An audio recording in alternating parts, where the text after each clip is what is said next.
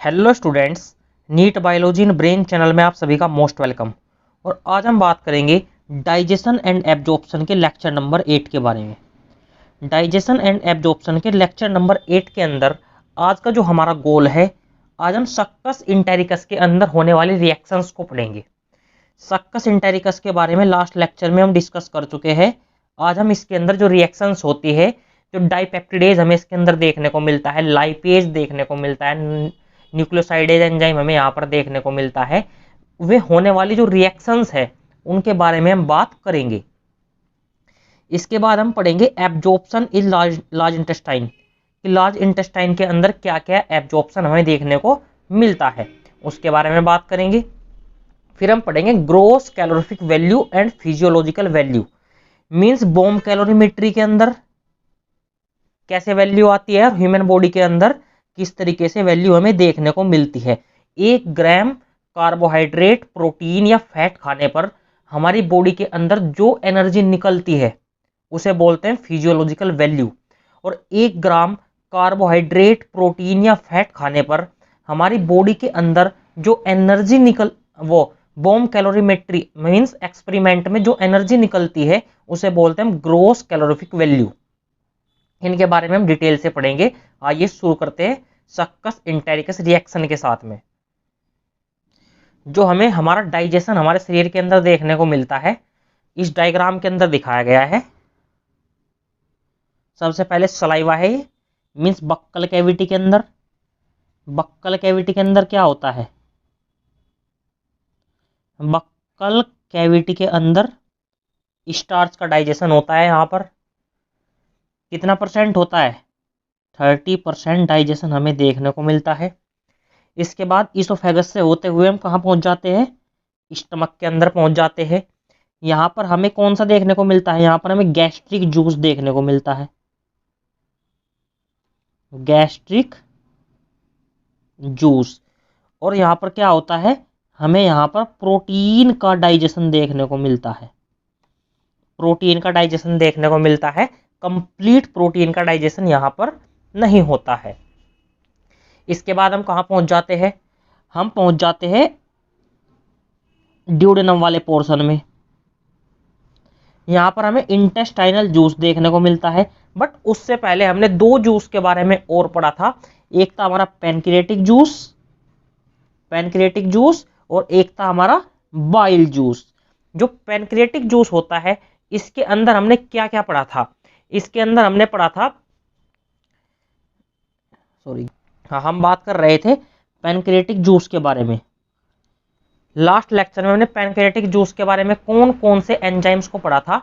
तो मैं थे ट्रिप्सिनोजन,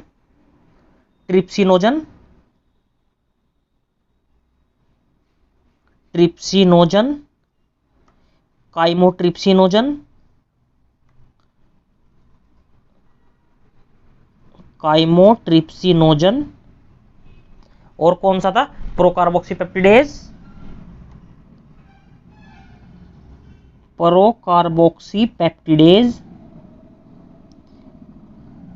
इन एंजाइम के बारे में लास्ट लेक्चर में हम डिस्कस कर चुके हैं। और भी एंजाइम थे, एमाइलेज, लाइपेज, न्यूक्लियेज। ये सभी एंजाइम कहाँ पाए जाते हैं? एमाइलेज, लाइपेज और कौन सा था? न्यूक्लियेज। ये सभी एंजाइम हमें कहाँ देखने को मिलते हैं? ये हमें पैनक्रियाटिक जूस के अंदर देखने को मिलते हैं। सबसे पहले क्या होता है इसके अंदर? ट्रिप्सिनोजिन को हम ट्रिप्सिन में कन्वर्ट करते हैं। लास्ट लेक्चर में इस बारे में हम बात कर चुके हैं। और स्टमक के अंदर कौन से एंजाइम थे? स्टमक के अंदर एंजाइम थे हमारा मेनली पेप्सिन। जो क्या था? प्रो एंजाइम पेप्सिनोजन को क्या करते हैं हम? पेप्सिन में कन्वर्ट करते हैं। जो प्रो एंजाइम पेप्सिनोजन होता है वो इनएक्टिव होता है, उसे कन्वर्ट करते हैं हम पेप्सिन में। किसे मीन्स जो पेप्सिनोजन होता है, इसे हम HCl की हेल्प से किस में कन्वर्ट करते हैं? पेप्सिन में कन्वर्ट करते हैं। पेप्सिन क्या होता है? एक्टिव और पेप्सिनोजन होता है इनएक्टिव। पेप्सिनोजन होता है हमारा इनएक्टिव।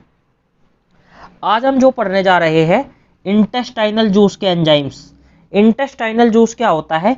ये होते हैं सक्कस इंटेरिकस, इसे ही बोलते हैं हम। इसे क्या बोलते हैं हम? सक्कस इंटेरिकस।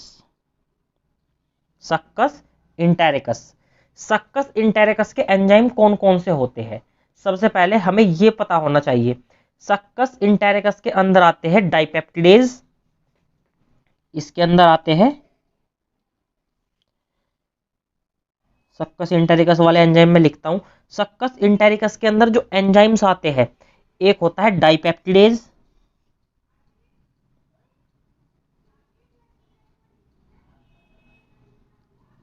डाइपेप्टिडेज हमें यहां पर देखने को मिलता है। और क्या होते हैं यहां पर? डाइसैक्राइड्स देखने को मिलते हैं।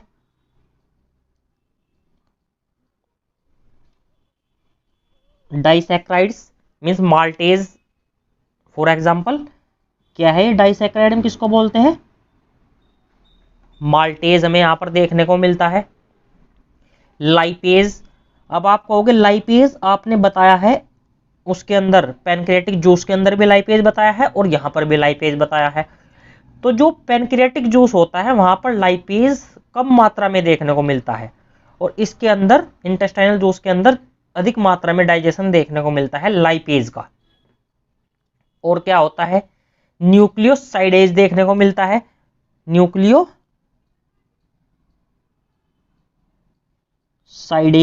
न्यूक्लियोटाइडेज भी यहीं पर देखने को मिलता है। तो ये एंजाइम हमें यहां पर देखने को मिलते हैं। तो आज का हमारा गोल क्या है कि डाइपेप्टिडेज है, डाइसैक्राइड्स है, लाइपेज है और न्यूक्लियोसाइडेज है और न्यूक्लियोटाइडेज है। ये किस तरीके से काम करते हैं ये एंजाइम, इनके बारे में हम लास्ट लेक्चर में बात कर चुके हैं। Trypsinogen, chymotrypsinogen, procarboxypeptidase, amylase, lipase, nuclease, ये सभी एंजाइम हम कवर कर चुके हैं लास्ट लेक्चर में। और उससे पिछले लेक्चर में हम ये कंप्लीट कर चुके हैं कि पेप्सिनोजन, पेप्सिन किस तरीके से काम करते हैं। तो आज हम बात कर रहे हैं डाइपेप्टिडेज, डाइसैक्राइड, लाइपेज एंड न्यूक्लियोसाइडेज। अब देखते हैं कैसे काम करते हैं। अब देखते हैं एनसीईआरटी इस बारे में सबसे पहले क्या बताना चाहती है, उसके बारे में फिर हम अपना डिस्कस करेंगे।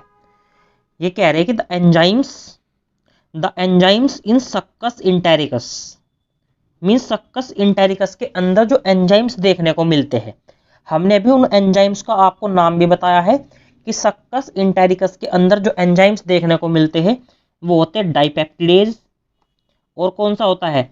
Maltase, lactase, sucrase, nucleotidase and nucleosidase. ये एंजाइम कहाँ देखने को मिलते हैं? ये सक्कस इंटेरिकस के अंदर देखने को मिलते हैं। सक्कस इंटेरिकस मींस इंटेस्टाइनल जूस के अंदर हमें ये एंजाइम देखने को मिलते हैं। और जो सक्कस इंटेरिकस वाले एंजाइम्स है ये एंड प्रोडक्ट पर काम करते हैं। मींस ये क्या करते हैं? ये सबसे बाद का एंड प्रोडक्ट बनाते हैं जो एब्जॉर्बेबल फॉर्म होती है। हम कहां पर पहुंच चुके थे? पैनक्रियाटिक जूस पर हम प्रोटीन के डाइजेशन पर हम डाइपेप्टिडेज पर पहुंच चुके हैं। लास्ट लेक्चर में हमने प्रोटीन से क्या बना लिया था? प्रोटीन के डाइजेशन से हमने डाइपेप्टाइड्स बना लिया था। किसकी हेल्प से बनाया था? ट्रिप्सिन, काइमोट्रिप्सिन एंड कार्बोक्सीपेप्टिडेज की हेल्प से हमने डाइपेप्टाइड्स बना लिए थे। आज हमारा मेन गोल क्या है? इस डाइपेप्टाइड से हम अमीनो एसिड बनाने जा रहे हैं। तो डाइपेप्टाइड्स पर कौन काम करता है? डाइपेप्टाइड्स पर इंटेस्टाइनल जूस काम करता है। इंटेस्टाइनल जूस का कौन सा एंजाइम? डाइपेप्टिडेज। तो इससे क्या बन जाता है? हमारा अमीनो एसिड बन जाता है। और हमने जो माल्टोज था, स्टार्च से क्या बना लिया था? हमने माल्टोज बना लिया था। किससे बने हैं? मैं लिख भी देता हूं इधर। स्टार्च से हमने माल्टोज बना लिया था। कहां पर बनाया था ये हमने माउथ के अंदर मींस बक्कल कैविटी के अंदर ही बना लिया था। बक्कल कैविटी के अंदर बना लिया था। और ये डाइपेप्टाइड्स कहां बना था?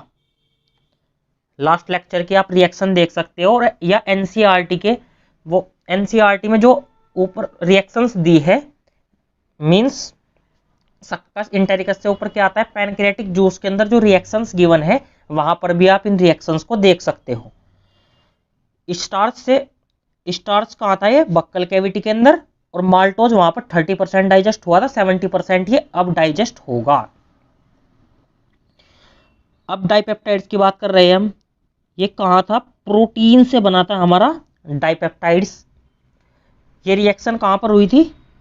ये रिएक्शन हुई थी सक्कस इंटेरिकस के अंदर, सॉरी ये हुई थी पैनक्रियाटिक जूस के अंदर, पैनक्रियाटिक जूस के अंदर हुई थी। ये लैक्टोज बन गया था हमारा पैनक्रियाटिक जूस के अंदर। अब इस पर लैक्टेज काम करता है तो ग्लूकोज प्लस गैलेक्टोज बन जाता है। ये सुक्रोज कहाँ बना था हमारा? ये सुक्रोज बन गया था हमारा पैनक्रियाटिक जूस के अंदर। अब बन जाता है इससे ग्लूकोज एंड फ्रक्टोज। और ये ही जो बन रहे हैं अमीनो एसिड, ग्लूकोज, गैलेक्टोज, ये क्या होते हैं? ये एब्जॉर्बेबल फॉर्म होती है। ये कौन सी फॉर्म होती है? एब्जॉर्बेबल फॉर्म, इन्हीं को बोलते हैं हम। Act on the end product of above reactions to form the respective simple absorbable form. जो एब्जॉर्बेबल फॉर्म है मीन्स हमारी बॉडी जिन चीज़ों को एब्जॉर्ब कर सकती है, सबसे पहले हम इनमें इन्हें ब्रेक कर देते हैं। डाइजेशन का सबसे लास्ट स्टेप यही होता है, हम इनको एब्जॉर्बेबल फॉर्म में कन्वर्ट करते हैं। और एब्जॉर्बेबल फॉर्म में हम कन्वर्ट किसकी हेल्प से करते हैं? सक्कस इंटेरिकस एंजाइम की हेल्प से हम इनको करते हैं। सक्कस इंटेरिकस के अंदर जो एंजाइम्स देखने को मिलते हैं उनकी हेल्प से हम इन्हें करते हैं। ये क्या होता है? फाइनल स्टेप होता है डाइजेशन का। Final step in digestion occurs very close to the mucosal epithelium cell in the intestine. ये फाइनल स्टेप ये म्यूकोसल एपिथेलियम के बहुत क्लोज हमें देखने को मिलते हैं, क्योंकि हम इंटेस्टाइन के अंदर ये रिएक्शन कर रहे हैं तो ये म्यूकस के क्या होते हैं? बहुत क्लोज में रिएक्शन हमें देखने को मिलती है। म्यूकोसल एपिथेलियम के बहुत क्लोज में हमें ये रिएक्शंस देखने को मिलती है। इसका मतलब क्या है? सबसे बाहर की लेयर होती है सीरोसा, फिर मस्कुलरिस, फिर सब म्यूकोसा और म्यूकोसा। तो सबसे अंदर वाली क्या है लेयर? म्यूकोसा। तो उस म्यूकोसा के अंदर ही हमें ये रिएक्शंस देखने को मिलती है। मीन्स ये उसके बहुत क्लोज होती है। ये क्या होती है? रिएक्शंस उसके बहुत क्लोज होती है। न्यूक्लियोटाइड से क्या बन जाता है? यहाँ पर न्यूक्लियोसाइड्स बन जाता है। फिर न्यूक्लियोसाइड से शुगर एंड बेस में कन्वर्ट हो जाता है। डाई एंड मोनोग्लिसराइड पर लाइपेज एक्ट करता है और क्या बन जाता है? फैटी एसिड्स एंड ग्लिसरॉल बन जाता है। ये एस्टरिफिकेशन रिएक्शन हमें यहाँ पर देखने को मिलती है। अगर उल्टा ऐसे चलेंगे तो the breakdown of biomacromolecules mention above occurs in the duodenum region of small intestine. जो मैक्रोमोलिक्यूल्स का ब्रेकडाउन होता है हमें इंटेस्टाइन के ड्यूडेनम रीजन के अंदर ये देखने को मिलता है। Duodenum region of small intestine के अंदर ये रिएक्शन देखने को मिलती है। The simple substance thus form are absorbable in the jejunum and ileum region of small intestine. जो मीन्स जो सिंपलर सबस्टेंस जो एब्जॉर्ब होते हैं वो इंटेस्टाइन के किस रीजन में होते हैं? तो हमारा सिंपल सा आंसर है वो जेजुनम एंड इलियम वाला जो पोर्शन होता है उसके अंदर ये सबस्टेंस एब्जॉर्ब होते हैं। और जो अनडाइजेस्टेड सबस्टेंस होता है उसे हम लार्ज इंटेस्टाइन के अंदर क्या कर देते हैं? ट्रांसफर कर देते हैं, पास कर देते हैं। अनडाइजेस्टेड एंड अनएब्जॉर्बेबल सबस्टेंस को कहाँ भेज देते हैं हम? लार्ज इंटेस्टाइन के अंदर भेज देते हैं। मीन्स किसकी बात कर रहा है? फिशिस की बात कर रहा है। मीन्स एक्सक्रीटरा जो होता है, मल जो होता है, उसे कहाँ भेज देते हैं हम? लार्ज इंटेस्टाइन के अंदर क्या कर देते हैं? ट्रांसफर कर देते हैं। इस तरीके से हमारा क्या हो जाता है? डाइजेशन पूरा हो जाता है। और जो अनएब्जॉर्ब जो सबस्टेंस होते हैं उन्हें लार्ज इंटेस्टाइन के अंदर हम भेज देते हैं। वे क्या होते हैं, किस तरीके से होते हैं, उनके बारे में हम बात करते हैं। अब हम बात कर रहे हैं लार्ज इंटेस्टाइन के अंदर कुछ एक्टिविटी हमें कुछ देखने को मिलती है। ऐसा कुछ नहीं होता। लार्ज इंटेस्टाइन के अंदर कोई डाइजेशन नहीं होता है। सारा डाइजेशन कहाँ कंप्लीट हो जाता है? स्मॉल इंटेस्टाइन के अंदर हमारा डाइजेशन जो होता है वो कंप्लीट हो जाता है। No significant digestive activity occur in the large intestine. Means large intestine के अंदर हमें कोई डाइजेस्टिव एक्टिविटी देखने को नहीं मिलती है। तब भी लार्ज इंटेस्टाइन के हमें कुछ फंक्शंस देखने को मिलते हैं जो कि बहुत इंपॉर्टेंट होते हैं। पहला फंक्शन क्या है, इस बहुत इंपॉर्टेंट फंक्शन है कि लार्ज इंटेस्टाइन के अंदर हमें वाटर का कुछ percent, mineral and certain drugs का क्या होता है, यहाँ पर हमें एब्जॉर्प्शन देखने को मिलता है। Absorption of some water, mineral and certain drugs का हमें क्या देखने को मिलता है, एब्जॉर्प्शन देखने को मिलता है। यहाँ पर क्या होता है, म्यूकस का सिक्रेशंस होता है जो हेल्प करता है हमारा वो अनडाइजेस्टेड जो फूड होता है, अनडाइजेस्टेड फूड होता है मींस जो मल होता है, फिसिस होता है, उसको क्या करने में, उसके पैसेज को सरल आसान बनाने में क्या करते हैं, म्यूकस को सिक्रेट करती है कोई लार्ज इंटेस्टाइन, ये इसका फंक्शंस होता है। Particle together lubricating it form an easy passage, कि इसके पैसेज में कोई रुकावट ना आए, इसलिए क्या करता है ये म्यूकस को सिक्रेट करती है लार्ज इंटेस्टाइन। ये दो इसके इंपॉर्टेंट फंक्शंस होते हैं। पहला कि कुछ वाटर्स और मिनरल्स और सर्टेन ड्रग्स को क्या करता है, एब्जॉर्ब करता है, और दूसरा करता है ये जो अनडाइजेस्टेड फूड होता है उसके पैसेज में कोई दिक्कत ना आए, इसलिए म्यूकस को सिक्रेट करता है। और क्या होता है, जो अनडाइजेस्टेड फूड होता है या अनअब्जॉर्ब सब्सटेंस होता है वो क्या होता है, वो होता है फिसिस। उसे क्या बोलते हैं हम, फिसिस, या इसे एक्सक्रीटा भी बोलते हैं हम। The undigested unabsorb substance called faeces enter into the caecum of large intestine through it called ileocaecal valve.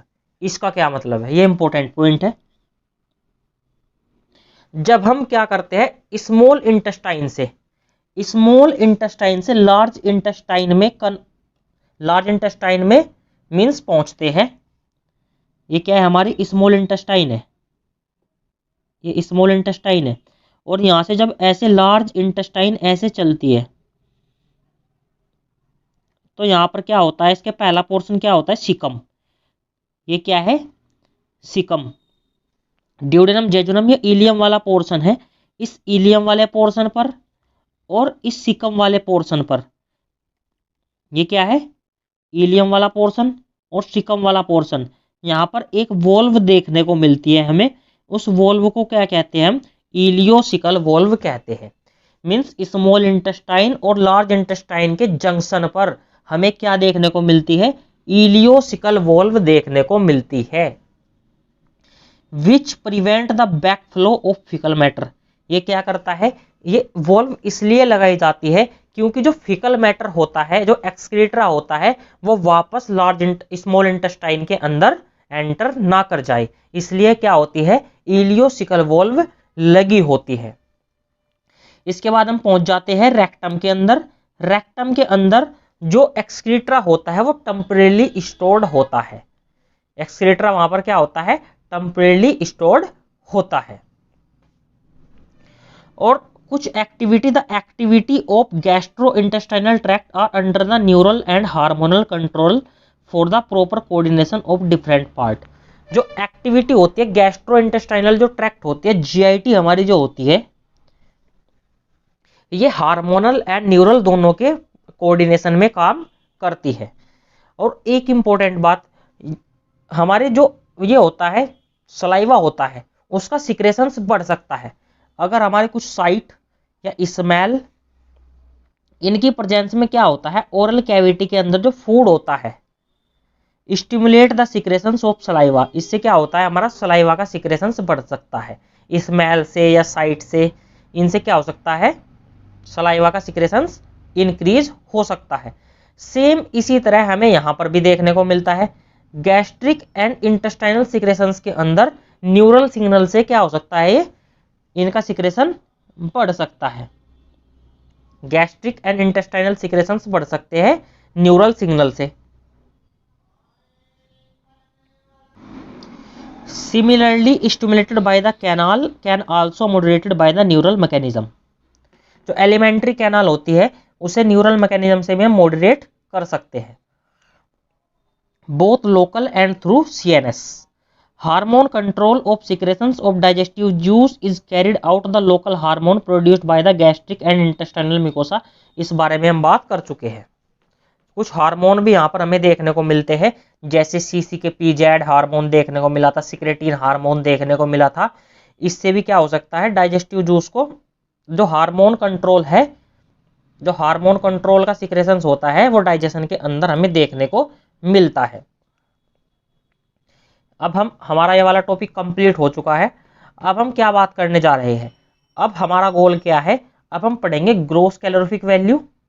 Gross calorific value के बारे में बात करते हैं, और दूसरा फिजियोलॉजिकल वैल्यू क्या होती है उसके बारे में हम बात करते हैं। अब हम क्या बात करते हैं, कैलोरीफिक वैल्यू क्या होती है, और ग्रोस कैलोरीफिक वैल्यू क्या होती है, और फिजियोलॉजिकल वैल्यू क्या होती है उसके बारे में हम बात कर लेते हैं। पहला है कैलोरीफिक वैल्यू। एक कैलोरीफिक वैल्यू क्या होती है, इंपॉर्टेंट पॉइंट है कैलोरीफिक वैल्यू। जो कैलोरीफिक वैल्यू होती है, हमने आपको बताया था 1 ग्राम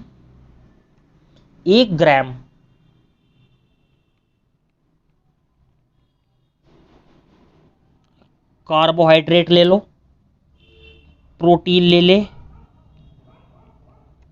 या क्या ले ले, फैट। कार्बोहाइड्रेट, प्रोटीन या फैट, इसे हम बर्न करते हैं। इसे हम क्या करते हैं, बर्न करते हैं ऑक्सीजन की प्रेजेंस में। ऑक्सीजन की प्रेजेंस में हम इसको बर्न करते हैं। और कहां पर करते हैं, बॉम्ब कैलोरीमीटर के अंदर। बॉम्ब कैलोरीमीटर के अंदर हम इसे बर्न करते हैं। तब जो हीट रिलीज होती है, तब क्या होती है, जो हीट रिलीज होती है, इसे क्या बोलते हैं हम, इसे बोलते हैं हम ग्रोस कैलोरीफिक वैल्यू। इसे बोलते हैं हम ग्रोस कैलोरीफिक वैल्यू। तो आपके समझ में आ गया होगा, हमने बताया 1 ग्राम कार्बोहाइड्रेट, प्रोटीन या फैट को जब बर्न करते हैं हम ऑक्सीजन की प्रेजेंस में, कहां पर, बॉम्ब कैलोरीमीटर में, तब जो हीट रिलीज होती है उससे हम ग्रोस कैलोरीफिक वैल्यू कहते हैं। और ये वैल्यू किस चीज के अंदर होती है, ये किलो कैलोरी पर ग्राम के अंदर ये वैल्यू हमें देखने को मिलती है। तो जब हम कार्बोहाइड्रेट को क्या करते हैं, कार्बोहाइड्रेट को 1 ग्राम को बर्न करते हैं, तब हमें जो एनर्जी मिलती है वो मिलती है 4.1 किलो कैलोरी पर ग्राम। और जब प्रोटीन को हम बर्न करते हैं तो क्या वैल्यू मिलती है, 5.65 किलो कैलोरी पर ग्राम। और जब फैट को हम डाइजेस्ट करते हैं, मींस फैट को बर्न करते हैं हम, तब 9.45 किलो कैलोरी पर ग्राम वैल्यू हमें देखने को मिलती है। तो ये वैल्यू हो गई कार्बोहाइड्रेट के लिए, ये कार्बोहाइड्रेट के लिए, ये प्रोटीन के लिए, ये फैट के लिए हमें वैल्यू देखने को मिलती है। तो ये 3 वैल्यू आपको याद रखनी है, 4.1, 5.65, 9.45। ये वैल्यू किस में है, किलो कैलोरी पर ग्राम के अंदर हमें ये वैल्यू देखने को मिलती है। अब एक होती है फिजियोलॉजिकल वैल्यू। एक क्या होती है, फिजियोलॉजिकल वैल्यू।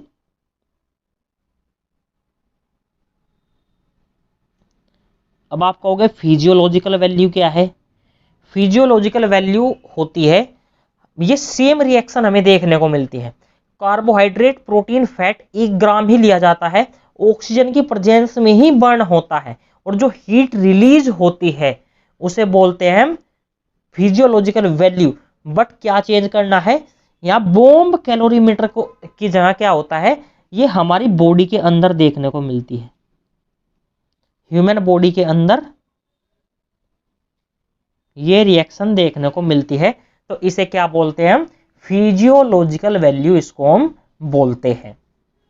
इसकी वैल्यू भी डिफरेंट होती है, इसमें कार्बोहाइड्रेट की वैल्यू होती है 4, प्रोटीन की वैल्यू होती है 4, और प्रोटीन इसकी फैट की वैल्यू होती है यहाँ पर 9। फैट की वैल्यू क्या होती है, 9 देखने को मिलती है। 4, 4, 9 वैल्यू हमें यहाँ पर देखने को मिलती है, किसमें, किलो कैलोरी पर ग्राम के अंदर ही ये वैल्यू होती है। अब देखते हैं एनसीईआरटी इस बारे में क्या बताना चाहती है। हमने आपको जो बताया है वह एनसीईआरटी के अंदर कहां से लिखा है, देखिए पहले सबसे पहले उस बारे में वे लाइन ही पढ़ लेते हैं। The amount of heat liberated for complete combustion of 1 gram of food in bomb calorimeter in a closed metal chamber filled with oxygen its gross calorific या gross energy value। यही बात बताना चाह रहे हैं कि 1 ग्राम कोई भी सब्सटेंस हो, चाहे वो प्रोटीन हो या फैट हो या कार्बोहाइड्रेट हो, उसे जब हम बॉम्ब कैलोरीमीटर के अंदर ऑक्सीजन की प्रेजेंस में क्या करते हैं, हीट करते हैं, तब जो एनर्जी रिलीज होती है उसे क्या बोलते हैं हम, जो हीट रिलीज होती है उसे क्या बोलते हैं हम, ग्रोस कैलोरीफिक वैल्यू बोलते हैं, ग्रोस एनर्जी वैल्यू बोलते हैं। The actual amount of energy combustion of 1 gram of food is physiological value. Food ये बताना चाह रहा है, अगर 1 ग्राम ऑफ फूड को ह्यूमन बॉडी के अंदर उसे बर्न किया जाए, तब जो उससे हीट रिलीज होती है या जो एनर्जी उससे मिलती है उसे क्या बोलते हैं हम, उसे बोलते हैं फिजियोलॉजिकल वैल्यू बोलते हैं। The gross calorific value of carbohydrate protein and fats are, हमने बताया था आपको 4.61 किलो कैलोरी पर ग्राम। अगर हम 1 ग्राम कार्बोहाइड्रेट खाते हैं तो उससे कितनी एनर्जी मिलती है, 4.1 किलो कैलोरी एनर्जी मिलती है। अगर प्रोटीन खाते हैं 1 ग्राम तो उससे हमें जो एनर्जी मिलती है 5.65 किलो कैलोरी पर ग्राम, उससे हमें एनर्जी मिलती है। और अगर फैट खाते हैं तो 9.45 किलो कैलोरी पर ग्राम हमें एनर्जी उससे मिलती है।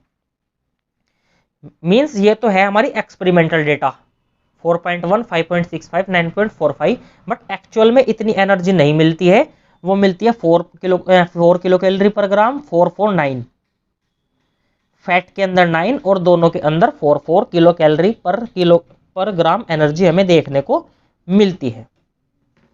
ये वैल्यू किस में होती है, किलो कैलोरी पर ग्राम के अंदर ये एनर्जी देखने को मिलती है।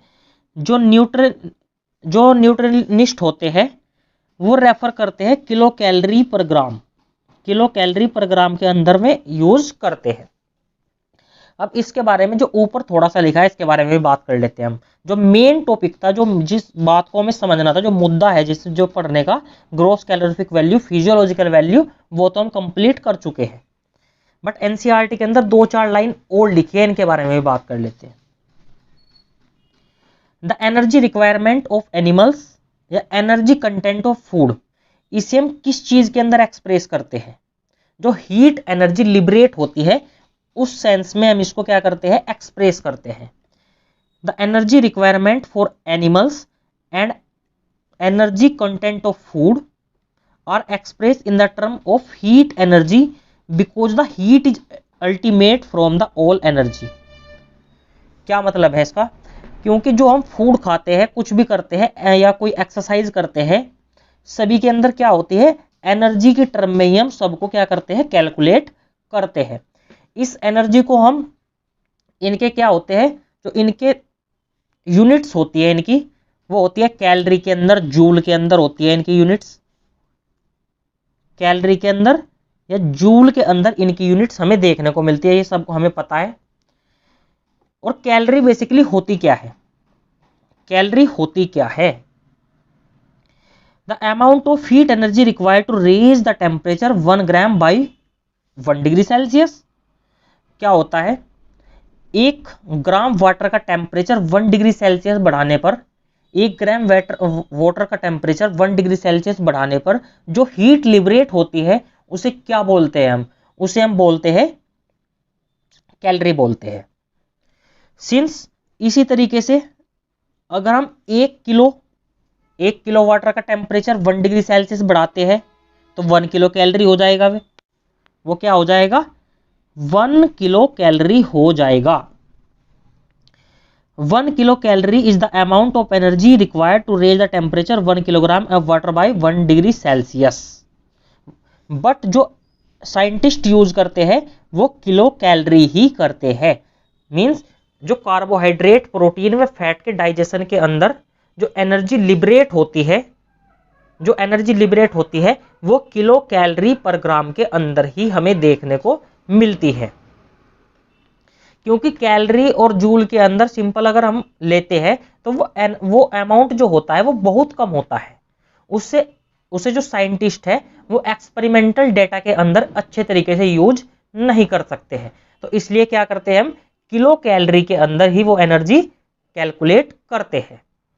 तो हमारे जो तीनों टॉपिक है वो खत्म हो चुके हैं। आज जो पोर्शन था हमारा ज्यादातर क्या था, ये थियोरटिकल टॉपिक था। इसके अंदर ज्यादा कुछ समझाने का इतना था नहीं। जो इसके अंदर 2-4 कॉन्सेप्ट थे वो मैंने आपको बता दिए हैं। तो अब हमारा आज का टॉपिक खत्म हो चुका है। अगले लेक्चर में हम क्या बात करेंगे, अगला लेक्चर भी हमारा थियोरटिकल वाला पोर्शन ही है। उसके अंदर एब्जॉर्प्शन ऑफ डाइजेस्टेड जो प्रोडक्ट होते हैं उसके बारे में बात करेंगे।